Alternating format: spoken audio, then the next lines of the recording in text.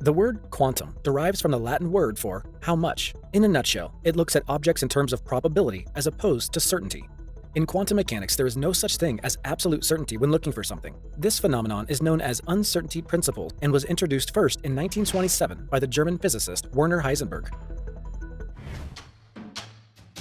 You ever, I don't know if this has still happened, a quarter spills out of your pants pocket on the back seat of a car, and it's there in the wedge between the bottom and the back seat, and so you try to reach in to get it, and the act of reaching for the coin makes the coin move farther away from you. The act of reaching for it just slides down even further.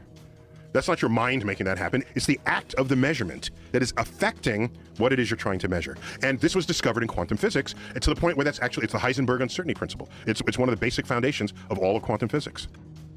Heisenberg realized that one implication of quantum physics is that the act of measurement always disturbs the object measured. The uncertainty principle states that there is some inherent limit on how precisely we can simultaneously measure a particle's velocity and its position. If the uncertainty on position is small, then the uncertainty on momentum is large, and vice versa. What we observe in the world around us is not always what it seems. Classical physics, which dominates our current understanding, treats phenomena as spread out in time and space, particles on microscopic scales. Since its inception, the many counterintuitive aspects and results of quantum mechanics have provoked strong philosophical debates and many interpretations. The 1920s was the birth of quantum physics. You can't get crazier than quantum physics. Oh my gosh, particles pop in and out of existence. You try to measure it and it's not there anymore, but you saw it there a moment ago. And it was intriguing. Once again, it was the physicists following, the bouncing ball. Weird, crazy things were going on inside the atom. That was basic science, which at the time, surely there were people who say, what are you doing? I don't understand it. Why?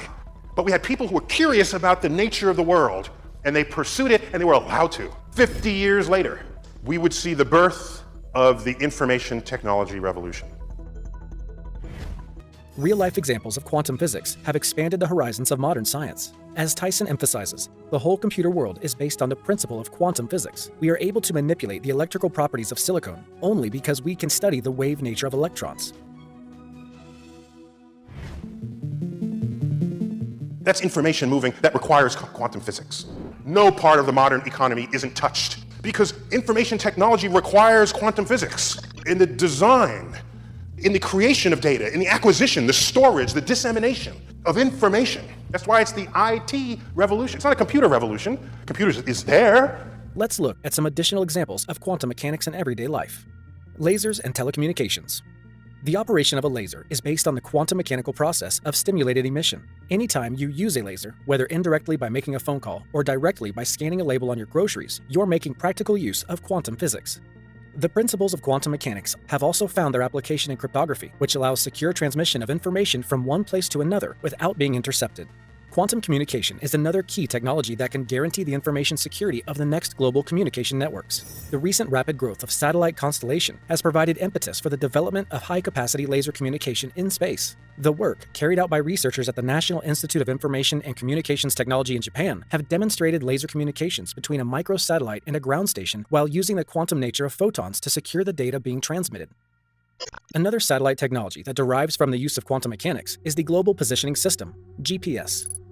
GPS is able to tell you exactly where you are thanks to the atomic clocks aboard satellites orbiting Earth, which are set by ground control stations and synchronize themselves through signals. Every satellite is equipped with an atomic clock. Some other examples of using the underlying principles of quantum physics include fluorescent light, magnetic resonance imaging, and your toaster. Our daily routines are often governed by technology that is directly related to quantum physics. Thus, our lives rest upon these fundamental scientific discoveries. However, it is worth noting that humans are not the only species that utilize quantum mechanics. A wide range of biological processes rely on quantum physics to operate. A perplexing property of quantum mechanics could be allowing birds to see and navigate the planet's magnetic fields. 1/5 of the Earth's 10,000 bird species migrate over great distances, crossing seemingly insurmountable obstacles as they follow the seasons from one place to another. Classic physics suggests that navigating such long distances should be impossible for any organism, with the feat made doubly difficult by the Earth's turbulent magnetic fields that threaten to throw a bird off course. A